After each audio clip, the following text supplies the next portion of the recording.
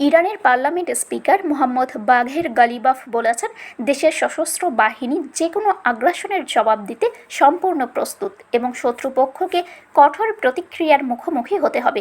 তিনি বলেন, আমাদের সশস্ত্র বাহিনী যে কোনো আগ্রাসনের উপযুক্ত জবাব দিতে প্রস্তুত।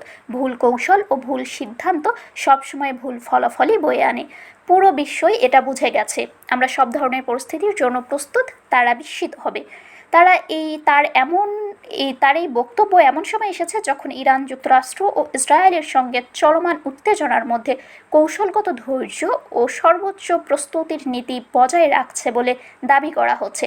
ইরানি কর্মকর্তারা দীর্ঘদিন ধরে বলে আসছেন, তেহরান শান্তি ও আঞ্চলিক স্থিতিশীলতা চায়, তবে সার্বভৌমত্বের ওপর আঘাত এলে কঠোর প্রতিরক্ষা নিতে পিছপা হবেন না। গালিবাফ ইরানের প্রতিরক্ষা সক্ষমতা, বিশেষ করে ক্ষেপণাস্ত্র ও ড্রোন প্রযুক্তি এবং আত্মনির্ভর সামরিক শক্তির কথা উল্লেখ করে বলেন, এসব সক্ষমতা যে কোনো ভুল হিসাব নিকাশকে প্রতিহত করতে সক্ষম। পরবর্তীতে দেওয়া এক পোস্টে তিনি বলেন, নির্দিষ্ট প্রস্তাব অনুযায়ী ইরানের জনগণের অধিকার স্বীকৃতি ছাড়া কোনো বিকল্প গ্রহণযোগ্য হবে না এবং দীর্ঘসূত্রতা পরিস্থিতিকে আরও ক্ষতিগ্রস্ত করবে। প্রতিবেদনে আরও বলা হয়, হরমুজ প্রণালী সহ আঞ্চলিক সামুদ্রিক পরিস্থিতি ও বাণিজ্য রুট নিয়ে উত্তেজনা তৈরি হয়েছে।